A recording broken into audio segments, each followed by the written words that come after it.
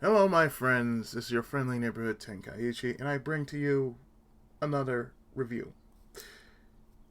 You've seen me play the game, and I've actually seen a movie of it. What you're looking at is the novel. Well, yes, you're looking at the Japanese novel of it. And it is called, in Japanese, Parasite Eve. Parasite Eve. And it's done by Hideaki Sena. Same guy who did the movie. Well, the not the movie, but it's the same guy in which it came out in novel form, then film, then in video game form. And let me read you the synopsis from my from one of my novels I happened to be reading at the time, a series that you know very well, known as Blackjack by Osamu Tezuka. It reads, Dr. Toshiaki Nagashima attempts to resurrect his dead wife, but instead accidentally unleashes an ancient entity bent on controlling human evolution. That's basically all Parasite Eve was really about. Well, actually, the novel. And at the same time, there was much mentioning of it in the game, because the word mitochondria kept popping up. And in this case, the story was mainly about this one doctor, Toshiaki Nakajima. I think I got that right.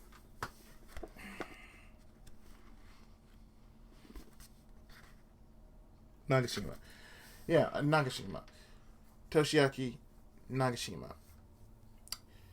You see, he was working on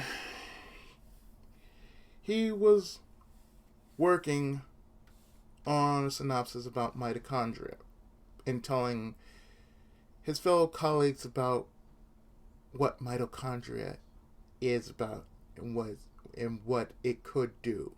He was just going, he was going into it. And on this one day, it happened to be he and his wife Kiyomi first anniversary. Now, sadly, he's a workaholic. So therefore, he had to do the one thing he had to do, which is work late. And with his assistant of all things. Couldn't be helped, and the work of a scientist, always overworking, looking for new things to find out about anything considering science. So, there's mention of the oldest living entity around, known as Eve.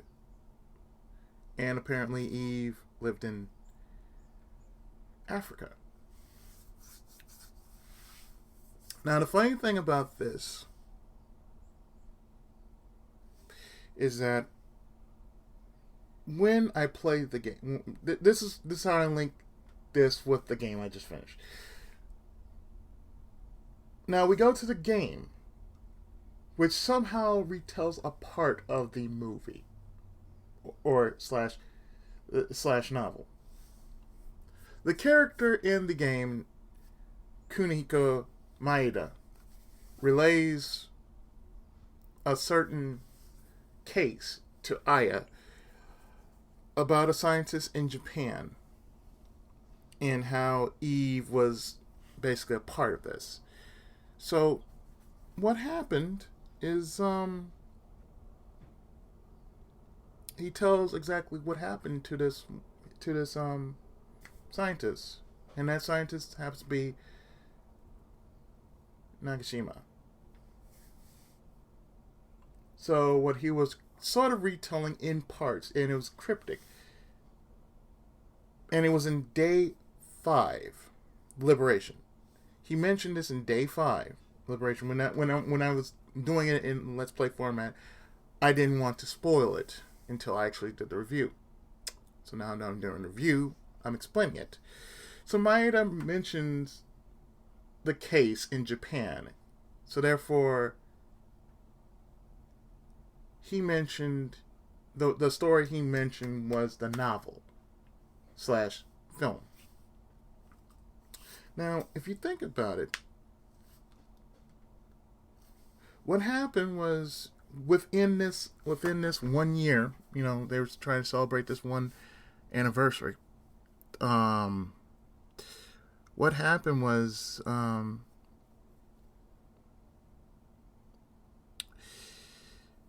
Kiyomi had a car accident.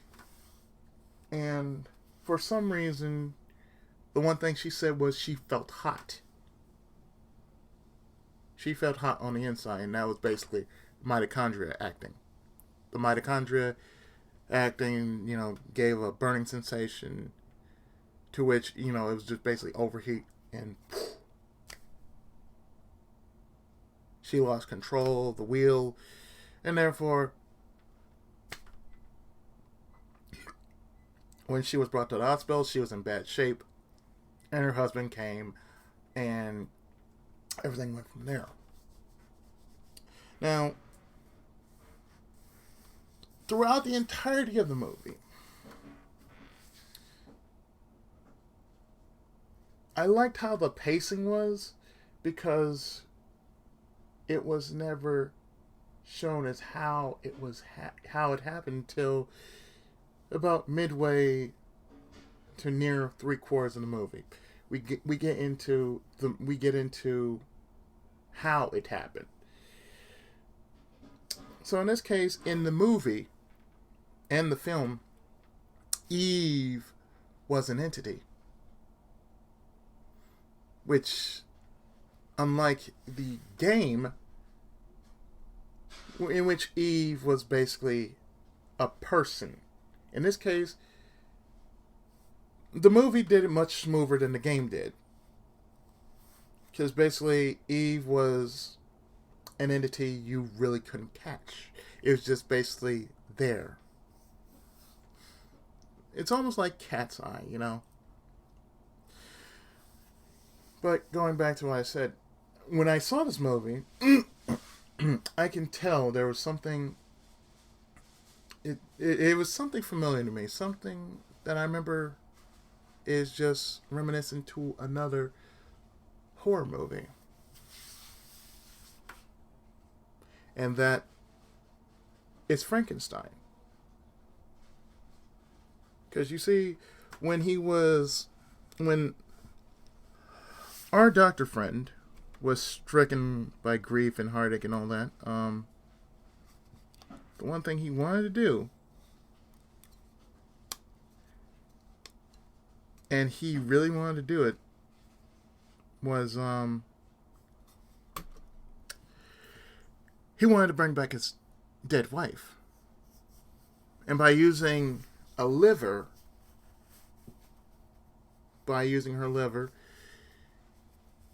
he was strangely instructed to... Yes, he was strangely instructed by Eve to put it into a donor victim who would indeed become the next host. In this case, as I said before, going back to Frankenstein, he really was acting like Frankenstein. He was possessed by, he wanted to play God. I mean, really, if you think about it, that's all it was about. This one guy wanted to play God with a piece of life. And that's a scary thing about watching movies like that, because it's sort of the truth. Certain doctors, well, they won't admit to it, they want to do that. They want to see if they can bring back life from death. Doctors can be sometimes scary, And that just shown the dark side of science. And when I played Parasite Eve, I don't know, I just felt when I just finished playing Parasite Eve, I just felt, I felt this was cringeworthy. The game was really cringeworthy. And that's why I can tell you about the game. The game was indeed cringeworthy. Because I had those moments in which it just made me shudder. And like I said before, I don't really like doing survival horror. But sometimes I have to do them. Not in the sense that I want to do them, but I just have to get it out the way. And I say this, Parasite Eve 1. Parasite Eve 1 is something that cannot be emulated by any means. The sequels past that, it's just as much as, say, Resident Evil. The first game, it was just dark. It had some type of thriller, and it got you hooked. Which is something that today's horror just doesn't do. I mean, J-horror still does it, but by American standards, horror just doesn't do it anymore. It's more about the gore fest, or it's just about the jump scares. And I'm sorry, but you can do jump scares all you want, but if it doesn't do the intended effect, which is really hook you in. Not scare you, just hook you in and just have you watch. And leave you with a sense of fear, a sense of dread, and everything else that goes with it. Horror doesn't do that. I mean, today's horror doesn't do that. J-horror still kind of does in some way. In this case, when we go back to the movie, actually, I should say this, during the making of the movie, really, Sana was forced to actually make the movie not as scary as it is. So, the ending of the movie and the novel was, the doctor had died along with his wife and the unborn child. Because in this case, what was happening was that's what it was about. And I can tell you I could tell you the scene in which Eve materialized into the doctor's wife, and basically they made love. According to what Wikipedia says, he was raped, but I know for a fact that whole time he was making love to her. So there was conception. There was conception going on. A lot of hints from the game were thrown into... A lot of hints that was thrown in the game, or were in the game, links itself to the movie and novel. Like, for instance, the list in which Ben and Lorraine on, the HLN list.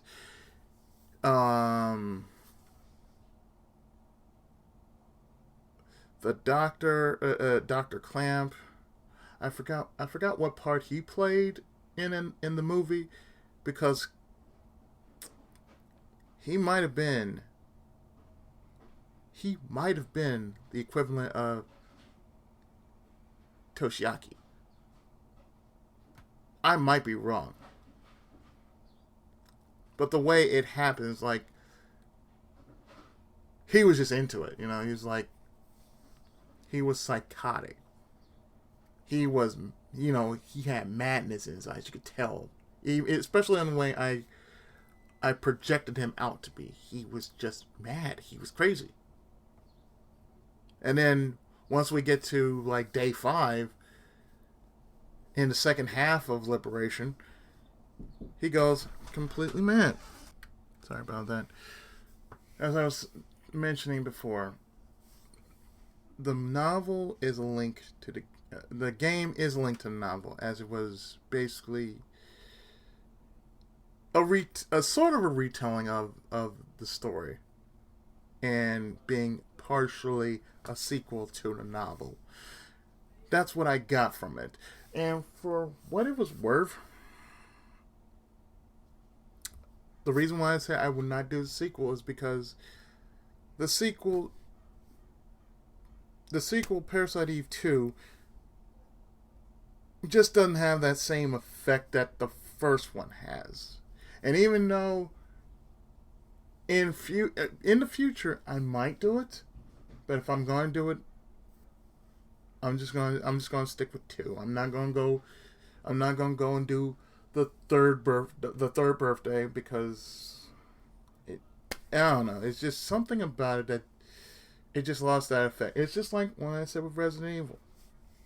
Resident Evil, at its core, was basically Sweet Home, and I will cover Sweet Home pretty soon. For I have seen Sweet Home, and there's word for it too. But as I said before, a story like Parasite Eve, being that it came from a novel, and is also a manga, and as well as, of course, a video game, which in its own right it has its own universe, but still it mentions the novel to a T. So in that sense, I'm kind of glad I've actually did Parasite Eve, as far as, not only doing it, but doing it as a request and doing it early and knocking it out of the way, because there are plenty other titles I would like to cover, and they're not like really dark, but they're as dark as you can get. So next time on my reviews, possibly something else. More than likely, it's going to be Blackjack. So with that will cover my review of Parasite Eve, from novel to game. And I will see you next time with more reviews and more great content, whatever else I cover and post on my channel. So until then, take care, God bless. Senpai's blessings to you all. And before I cut this video off, if you want to take a look at Parasite Eve, there is a channel I've actually thought about subscribing to, and it shows nothing but Japanese movies. Parasite Eve is one of them. So look up Parasite Eve full movie on YouTube. Or if you really, or I could tell you a channel you can look up. It's called Rare Movies, and they show very obscure Japanese movies, and among that is the Parasite Eve movie. And before I actually forget, like I said, to be honest, it's an interesting movie with a very sad ending. But this review will kind of covers what most of the movie is about and what you're getting out of it. At least in my knowledge, anyway. So until then, once again, take care, everyone. Senpai's blessing upon you. And I'll see you next time with more great content. Until then, take care, have a great rest of the weekend, and I'll see you next time. Tenkai Muso.